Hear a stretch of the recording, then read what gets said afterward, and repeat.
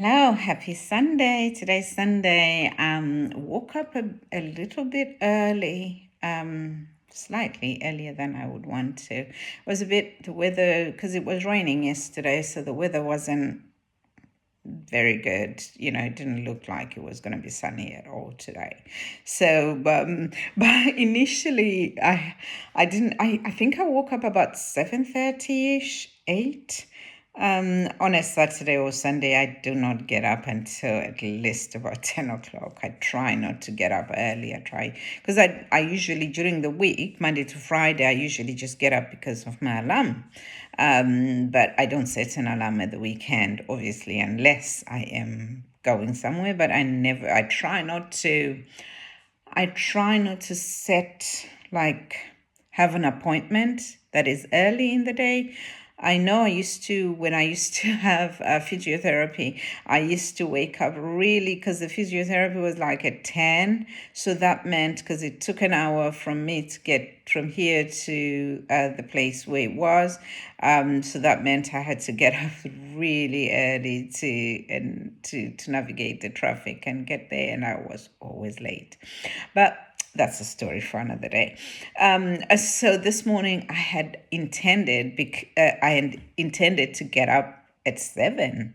At 7 a.m. The reason why is because last weekend it was the Australian Grand Prix, wasn't it? The Formula One Grand Prix. And I thought, oh, I'm going to watch it. I'm going to get up and watch it. And then I looked at the time. Australia is so far ahead. I think the Grand Prix was probably about between 2 a.m., maybe about 2 a.m. So I said, that's fine. They're coming closer because this time it was the Chinese Grand Prix. So the time they was supposed to start was, it said 6:55, and I thought I usually prefer to watch it live. Not that I couldn't record, which is what I ended up doing. I recorded all the things. I recorded the sprint race, the qualifying, and the race itself. But I thought I just get up and just sit there with my duvet, my hot water bottle, and just watch it live. And I was gonna just watch it in my bed anyway. So, but no. I didn't set my alarm, so it's not about the alarm really. I just didn't think it was necessary if I was going to record it. So I then decided that I would just watch it when I get up, it was really, really nice. I've always enjoyed watching Formula One, and even this amount of me making a commitment, wanting to make a commitment to say I'm going to wake up early just to watch a program. I remember many years ago, before, or maybe you had to pay for record, or you had to pay for pause, or there was no function. Those functions were not there. I can't really tell you, but I remember it was on BBC, and it always used to start at 1. So what we used to do would go to church in the morning, and the church was between 12 and 1. And on the, on the days when there was Formula One, 5 minutes to 1, we would be sprinting. You get out of church before, you keeping an eye on your time, and you're getting out of church. Actually, church was it 11 or 12? I can't remember, or whatever. But we still had to sprint home just so we could catch the lights going off. So, the beginning of the race. And I was like thinking to myself, I was crazy because I was just so crazily, I was so committed that I would deliberately leave church early so we could come and watch. That's how much commitment I had on just watching Formula One. But it's a great thing these days when you can record, when you can pause, when you can fast forward, and all those things. I guess, yeah, things have changed with time, or maybe we just couldn't afford those functions. I'm just thinking, I can't seem to think whether the functions were actually subscription functions or just not yet available on TV. I did have Sky. I did have Sky TV. I had a box and everything, but I don't know if those functions were available. But thank you, Progression. Thank you, Progress. Thank you, whoever is intelligent enough to give those options. To give everybody an option to be able to record, because that way I didn't really necessarily have to wake up at 6:55, or if it was the Australian Grand Prix a bit earlier, maybe 2 a.m. to watch a Grand Prix, rather than wake up and get look on your socials and everybody just tells you what's already happened.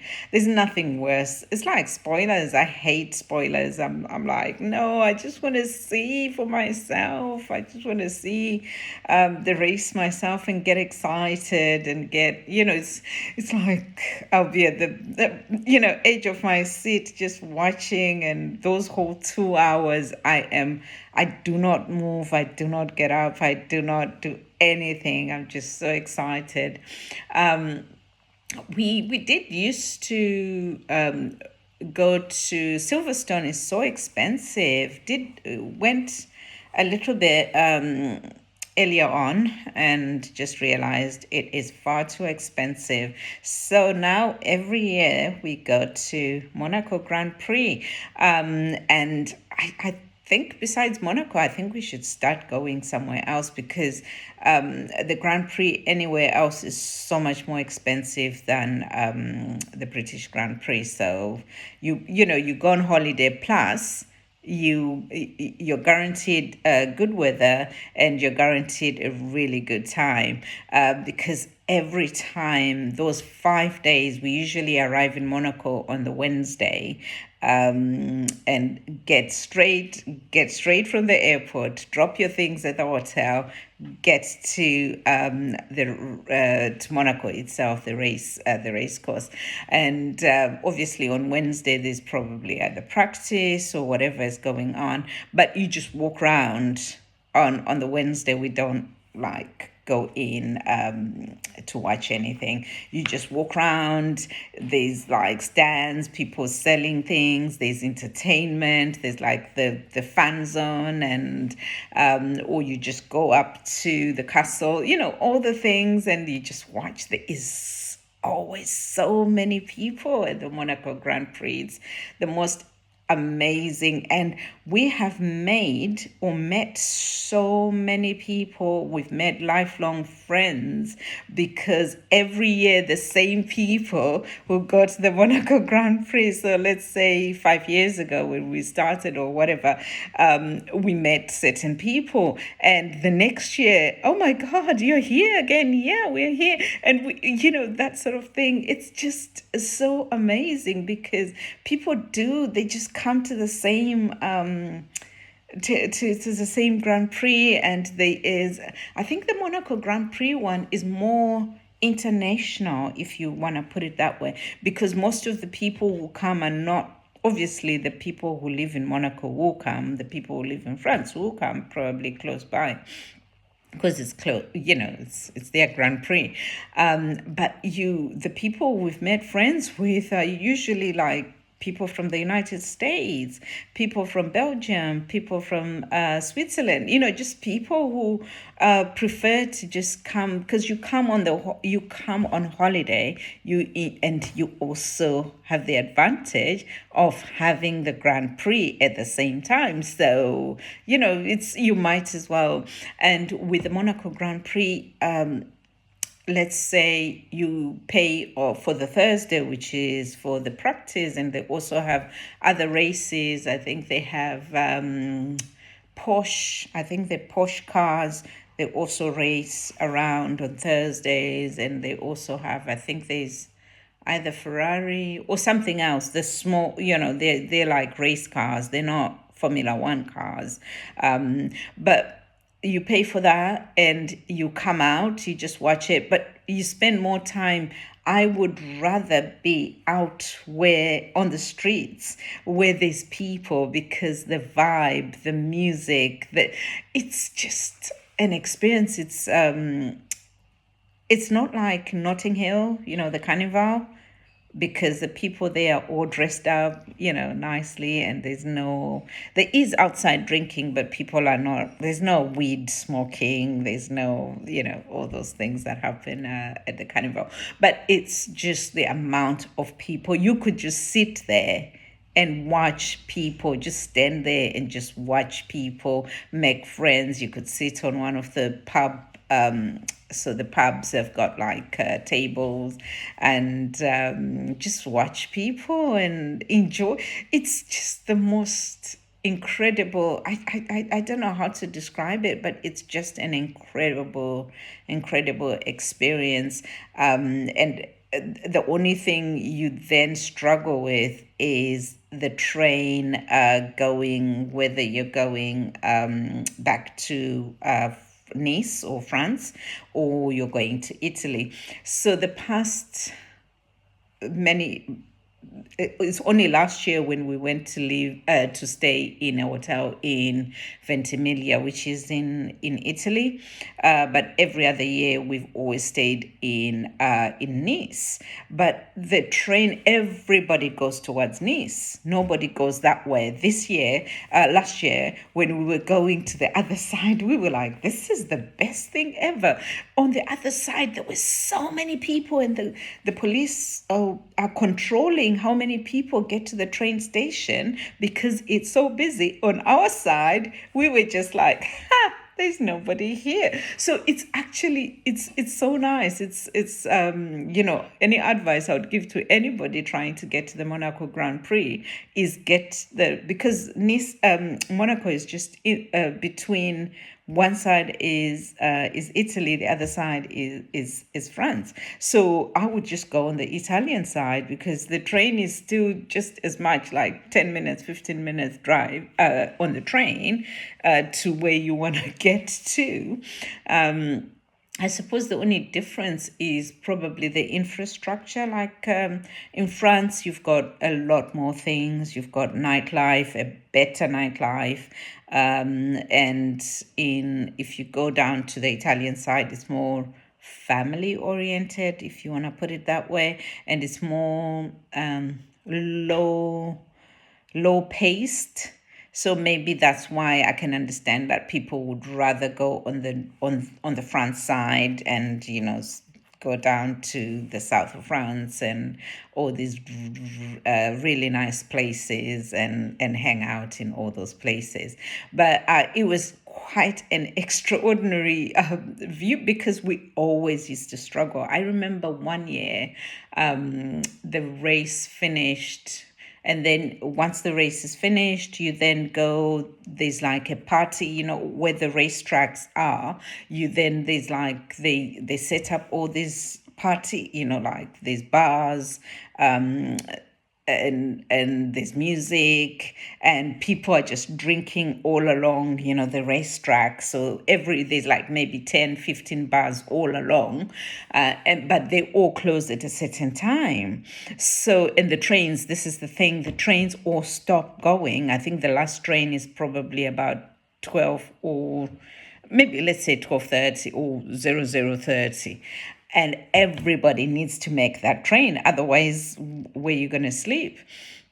So at that time we were like, oh my god, how are we going to get there? We couldn't even get close to the train station because there were so many people, and the crowd control people were like saying, everybody needs to, you're standing in queue until the next train comes. And because it's a Saturday, they don't even increase the trains on a weekend, on a Grand Prix weekend. It's still the 30-minute and, every 30-minute type of train. So you don't actually get any advantage.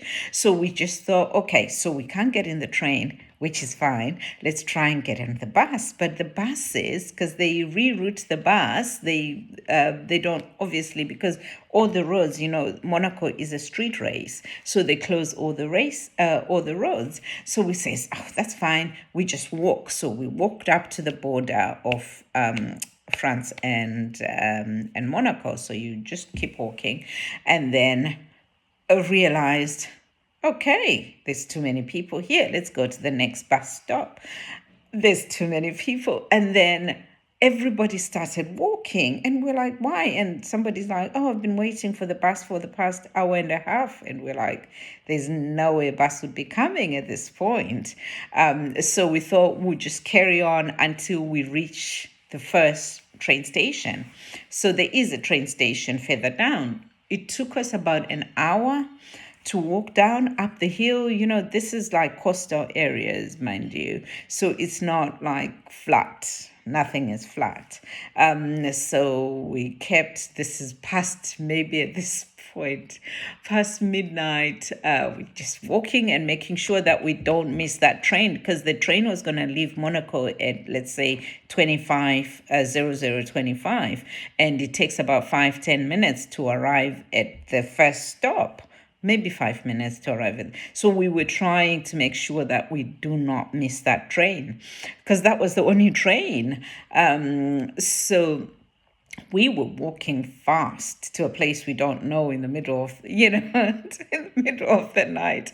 But anyway, we eventually got there. You kept getting people and you're asking, how do I get? And the first person says, oh, it's just down the road, up 10 right down the road. You 10 right down the road, there was nothing. And then you ask another person, says, oh, keep going just after the end of this road. And the end of this road was 2 miles down the road. So people made it seem like, oh, it's so simple. So anyway, we still kept on going, eventually got there. And then we bought our tickets, crossed over to the other side where, the trains that go in the direction we wanted. We got there, and then the train came. It stopped. Nobody got out, and it was full. Like literally no space. I said, I am not going. I'm not sleeping out here at the train station tonight. I slid myself in, and the door literally it was good because then the door closes on you and then you're leaning on it. But God, it was an experience, but we still did manage to get. And then the train didn't. It stopped. It stopped at a train station which was before our our stop, which was okay. Everybody got up, so we started following all these people. And sometimes your phone is telling you to go this way and go this way, and we're like, but everybody's going in this direction. So we start following people because, these people know where they're going. Just ended up going in the wrong direction, but it was okay. It was not too bad because all we did was just follow the path of the coast. By the seaside, you just follow the coast until we got to where we needed to get to. Eventually arrived at the hotel at about 2 a.m.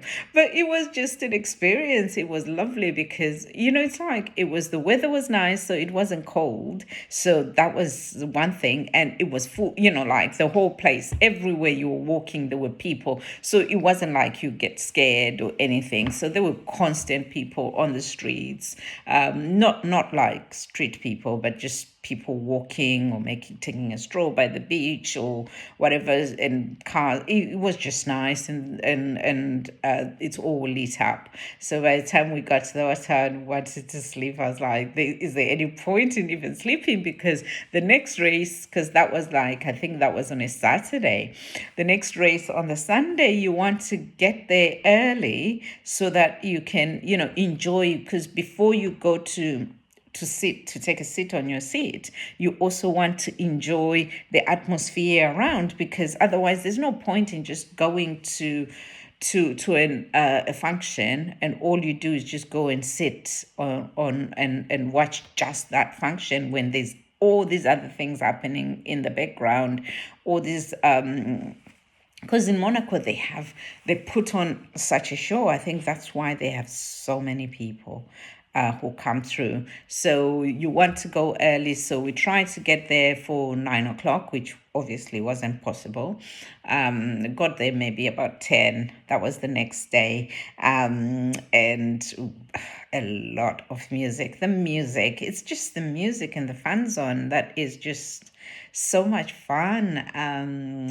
You're like, just you could just not pay for the ticket to go in and watch the race itself, because you are still enjoying yourself. You still have, because you can still watch the race on like giant TVs and stuff, but even you want to pay for the ticket because that's the whole reason why you came to Monaco. But the experience of just being in that fan zone is just worth, if anybody ever wanted to and you didn't have the money to actually pay for the pay for the ticket to go in and watch the race, you can watch it on one of the giant screens, but you can also just go into the fan zone and just enjoy yourself, because that's where everybody is.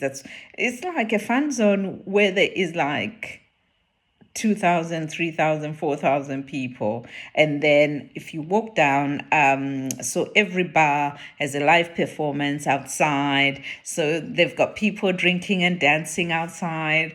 And then you go to the next bar, there's another live performance. So you could just be seeing all these live performances. And then obviously at the end, when the race itself is finished, there's, like I said earlier, there will be all the bars set up on the tracks, like at the tracks. So there's a bar, there's a bar, there's a bar, and every bar is playing different music, and they've got all these setups. It's just an experience that, and obviously you've got the boats and the yachts and all the rich people just there on just docking they dock their boats. Yeah, I think you call it docking their boats. But it's an experience. It's not, when you go to the Monaco Grand Prix, you're not going there because you're going for the Grand Prix. You're just going for a full-on experience that you cannot ever forget. So every year I kind of like feel like, oh, I can't wait to go, even if it's like 5 days, because usually Wednesday, either leave on a Sunday night on the last plane, leaving from, usually it's from Nice anyway, the last plane, or on Monday morning. But you don't want to take an extra day off anyway, just for Monday morning. So you always leave straight after the race. It's a bit of playing it safe, because there's no transport. There's no transport because everybody wants to get on that plane, and everybody on that plane with you is telling you they're coming from the Monaco Grand Prix. So it's quite fun. It's an experience. But come on, I'm looking at 21 to 23 this year. So I've already got my tickets. I've booked the flights, booked the hotels. So there you go. I will talk about that Grand Prix when I go to the Grand Prix in May. So have a good weekend, everybody, and speak soon.